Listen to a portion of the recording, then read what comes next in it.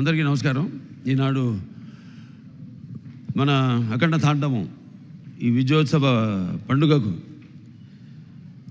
విచ్చేసిన పాత్రికేయ సోదరులకు అందరికీ, ప్రింట్ అండ్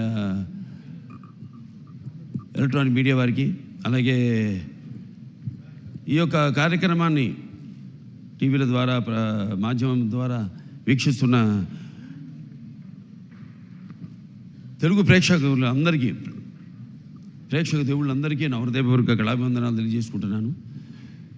నయాభికరణ శక్తి ప్రచవాయతోన విద్యతే స్వల్పమపస్య ధర్మస్య త్రాయతే మహతో భయాత్ అంటారు. అంటే కొందరు పుడతారు, ఎవరు పడితే వాడిని మనం మహానుభావులు అంటాం. అందరు మహానుభావులు కాలేరు. అంటే ఆ శివుడు ఆజ్ఞ లేనిదే చెవ కూడా కుట్టదు. అంటే ఉపకరణాలు ఆ భగవంతుడు ఎంచుకుంటాడు కొంతమందిని ఈ పని కోసమని. అలా ఇవాళ మన భగవద్గీత ప్రచారకర్తలు గంగాధర శాస్త్రి గారు ఇంతకుముందు చెప్పారు, ఎన్నో శ్లోకాలు చెప్పారు. వాటిలన్నిటికీ అర్థం ఇదే. నేను అన్నదానికి ఆయన ఇచ్చిన వివరణ అది. ఇవాళ చాలా సంతోషంగా ఉంది. ఇవాళ ఈ సినిమా విడుదలై ఇవాళ ఇంత విజయవంతంగా ప్రదర్శించబడుతున్నందుకు మా తెలుగు ప్రేక్షక దేవుళ్ళకి అందరికీ కాదు, యావత్ భారతదేశపు ప్రజలందరికీ నా హృదయపూర్వక కృతజ్ఞతాభివందనాలు తెలియజేసుకుంటున్నాను.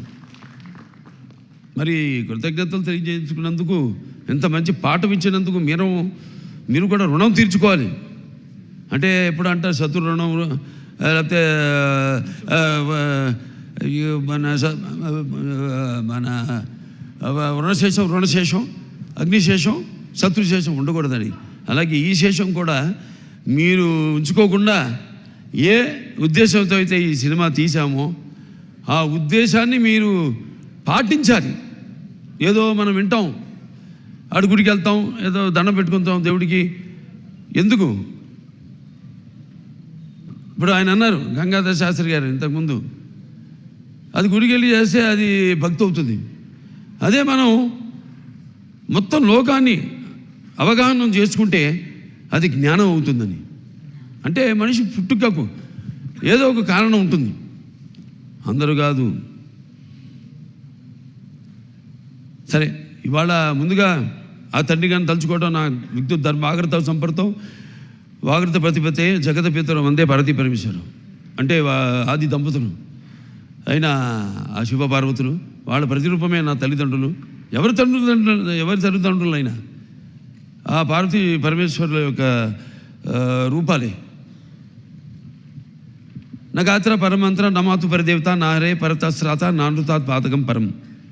ఇది తల్లి ప్రార్థన. యస్మాత్ పార్థివత ప్రాదుర్భుతుల భక్తి గురుణ సంతుల మాంసే సహస్రం తస్మై సర్వజ్ఞ మూర్తే పిత్రే. ఇది తండ్రి మంత్రం. అంటే మనకు సగం దేహాన్ని ఇచ్చి మనల్ని ఇటువంటి గురువులు దగ్గర ఎంతోమంది, అందరూ సరస్వతి పుత్రులే. ఇక్కడ గంగాధర శాస్త్రి గారు ఉన్నారు, అలాగే అక్కడ మన కాసర శ్యామ్ గారు అయితేనేమి, లేకపోతే మన నాగ్ గురునాథ్ శర్మ గారు అయితేనేమి, మన కళ్యాణ్ చక్రవర్తి గారు, అందరూ సరస్వతి పుత్రులమే.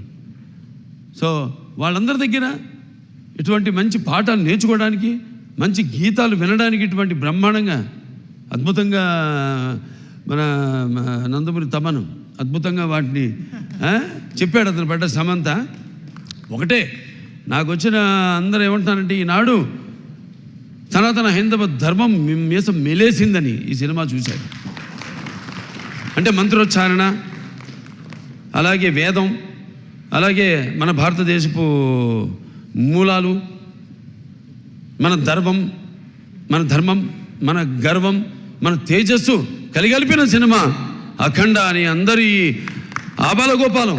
ఒక మన ఆంధ్ర తెలంగాణ రాష్ట్రాలే కాదు, లేకపోతే ఎక్కడ అభిమానులు ఉన్నారో అక్కడ ఆ రాష్ట్రాలే కాదు, యావత్ ప్రపంచం ఇవాళ కోడే కూస్తుంది. అంత అద్భుతమైన సినిమా మాకు అందించినందుకు మీ అందరికీ మా కృతజ్ఞతలు తెలియజేసుకుంటున్నాను. అలాగే అద్భుతమైన అంటే ఈ సినిమాలో ఒక్కొక్క డైలాగ్ ఒక్కొక్క ఆణిముత్యం అంటున్నారు. అలాగే ప్రతి సీన్ కూడా ఒక ఉద్వేగం, ఒక ఉద్రేకం, అలాగే ఒక ఉత్తేజ ప్రకంపనం అంటున్నారు జనం ఈ సినిమాని చూసి. సో సినిమా అంటే కేవలం ఈనాడు దైనందిన కార్యకలాపాల్లో పడిపోయి మనిషి తన అన్న వస్త్రాలతో పాటు ఈ యొక్క సినిమాని కూడా ఒక మాధ్యమంగా ఎంచుకున్నాడు, ఒక అవసరంగా. అంటే ఎవ్రీడే ఏమంటాం మనం, కన్జ్యూమబుల్ కమోడిటీగా, నిత్యావసర వస్తువుగా.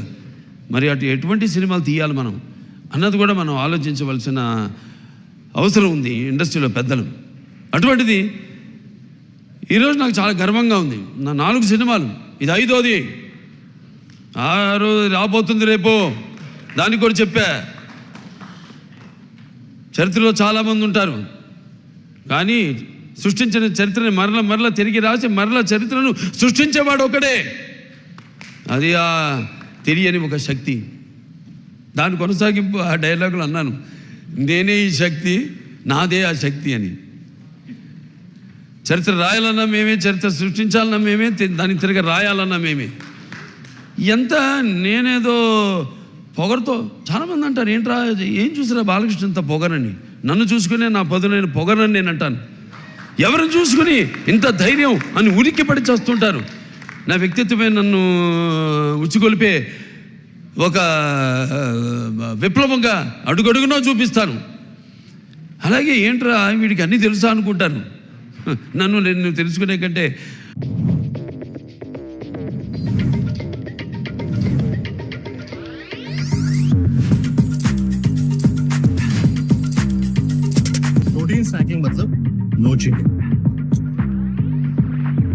ఇందాక ఓంకారం పరబ్రహ్మ, ఇదంతా గొప్ప విద్య ఏముంటుందని ఒక సవాలుగా నిలబడతాను. అంటే ఇదంతా పొగరు కాదు, అది ఎక్కడి నుంచి వస్తుందో నాకు తెలియదు. అంతా ఆ పరమేశ్వరుడి ఓంకారం అన్నాను ఇందాక. ఓంకారం పరబ్రహ్మ సర్వ ఓంకార సంభవం అకారోకార మాంతాయ ఓంకారాయ నమో నమః. ఆ ఓంకార శబ్దం ఓమితి బ్రహ్మ ఏకాక్షరి అంటాం. అలా ఇలా తెలుసుకోవాలి. అంటే యువతరానికి ప్రతినిధులు, నవతరానికి నాయకులు, భావితరాలకు భారతదేశపు మహాశక్తి అయిన యువకులు. మీ తప్పు లేదన్ను, నీ తప్పుకు అది ఎట్లా అంటే ఈ యొక్క రొటీన్ దైనందిన కార్యకలాపాల్లో అన్నాను ఇందాక, పోటీ. దానికి నేను ఎప్పుడు ఏదైనా ఆసరా తీసుకునేది సినిమాలే, లేకపోతే సంగీతం. వీటి మీదే ఎప్పుడన్నా నేను మనిషిని, నాకు ఎప్పుడైనా నిర్లిప్తత ఇది వచ్చినప్పుడు పూజ చేస్తారు. నేను ఆధ్యాత్మికంగా రోజు గంటన్నర పూజ చేస్తాను. నేను ఆ పూజ తర్వాత నా వృత్తే నా దైవం. ఆ వృత్తే ఈ అఖండ సినిమాలో నా పాత్ర. నేను చెప్పాను కూడా, ఇంతకుముందు ఒక సభలో చెప్పడం జరిగింది. ఒక ఇది శివ తాండవం యొక్క విన్యాసం ఎలా చేశాను ఈ పాత్ర అంటే, ప్రతి పాత్ర యాక్టింగ్ అంటే ఊరికే నమ్మడమో అరవడమో, లేకపోతే ఒక కళ్ళల్లో కన్నీళ్లు తెప్పించడం కాదు. పాత్ర అంటే ఒక పరకాయ ప్రవేశం. అది ఒక నందమూరి ఎన్టీ రామారావు గారు. ఎందుకంటే నేను చెప్పాను ఇంతకుముందు, ఆయన తలుచుకోకుండా ఏ సభ నేను అంటే నాకు ఇంత ధన్యమైన జన్మనిచ్చి నన్ను మీ అందరి గుండెల్లో ఆయన ప్రతిరూపంగా నిలిపినందుకు, మరి దైవాంశ సంభూతుడు, విశ్వానికి విశ్వ నటరూపం ఎలా ఉంటుందో చూపించిన యుగ పురుషుడు, కారణ జన్ముడు, నా తండ్రి, నా గురువు, నా దైవం నందమూరి తారక రామారావు గారికి నమస్కరించుకుంటూ, మరి ఇటువంటి ఈ సినిమాని ఈ సినిమా కేవలం తెలుగు సినిమా కాదు, ఇది యావత్ భారతదేశమే కాదు, యావత్ ప్రపంచం ప్రేక్షకులకు సంబంధించిన సినిమా ఇది. ఎందుకంటే మనం చూస్తున్నాం ఇవాళ ఎంత అశాంతి, ఎక్కడ చూసినా యుద్ధాలు, ఆకలి చావులు, లేకపోతే మనలో మనం సృష్టించుకున్న విభేదాలు. మనం గొప్ప మాట చెప్పారు ఇది మన సినిమా గురించి. ఇది కేవలం ఒక తెలుగు పురాణాలు, ఈ భగవద్గీతలు, లేకపోతే నేను చెప్పేది భారతాలు, భాగవతాలు, వీటికి సంబంధించేదే కాదు, ఒక బైబిల్కి సంబంధించింది, ఒక ఖురాన్కి కూడా సంబంధించిన సినిమా. సారే జహాన్ సే అచ్చా హిందూ సీతా హమారా, హమ్ బుల్బులే ఇస్కే ఏ గుల్ సీతా హమారా. సో ఇవాళ ఈ పాత్ర మనం చేసే ముందు నాకు పూర్తిగా నమ్మకం నా దర్శకుడి మీద. నేను చెప్పా కట్టె కొట్టి తెచ్చి అంతే మాట్లాడుకుంటాం మేము, అంతకంటే మాట్లాడుకోము. ఇవాళ మనం బ్యాట్మ్యాన్లు, సూపర్ మ్యాన్లు వీటిలన్నిటి గురించి మాట్లాడుకుంటాం. లేకపోతే నాన్నగారు వాళ్ళు చేసిన పౌరాణికాల్లో బాణాలు వేయడం, అగ్ని రావడం, నీళ్లు రావడం, దాంట్లో నుంచి బాణాల్లో నుంచి, లేకపోతే మొత్తం అట్లా పడిపోవడం, కళ్ళు తిరిగి, ఇవన్నీ చూస్తుంటాం. ఇది కూడా ఇప్పుడు జరుగుతున్న ఏవైతే పరిణామాలు ఉన్నాయో వాట్లను నేను చెప్పా. సినిమా మాధ్యమం అంత గొప్ప మాధ్యమం ఇంకోటి లేదు. దానికి సరిగా వాడుకోవాలి మనం. దాన్ని మనం ఇప్పుడు ఇవాళ మన వేదాల నుంచే దాన్ని బట్ట విశ్వనాథ శాస్త్రి గారు నానాడు జర్మన్స్ హిట్లర్ టైంలో ఆయన్ని కిడ్నాప్ చేసి తీసుకెళ్ళిపోయి మన వేదాలని తర్జుమా చేసి అధర్వణ వేదంలోని ఈ కంప్యూటర్స్ ఏవైతే ఉన్నాయో, లేకపోతే మిగతా ఈ అణు బాంబులు, ఇవన్నీ కూడా కనిపెట్టింది ఆ వేదాల నుంచే. అలాగే శుశ్రూషుడు అని మన భారతీయుడు ఒక డాక్టర్, వైద్యుడు, ఆ రోజుల్లో ఋషి ఆయన. ఎటువంటి మత్తు ఇంజక్షన్ ఏవి ఎనస్థీషియా లేకుండా ఆపరేషన్ చేసిన మహానుభావుడు ఆయన. ఇవాళ ఆస్ట్రేలియాలో ఉంది, మెల్బోర్న్లో ఆయన బస్ట్ స్టాచ్యూ ఉంది అక్కడ, మెల్బోర్న్ యూనివర్సిటీ ఆఫ్ సర్జరీలో. ఇలా మనం చెప్పుకోవాలి.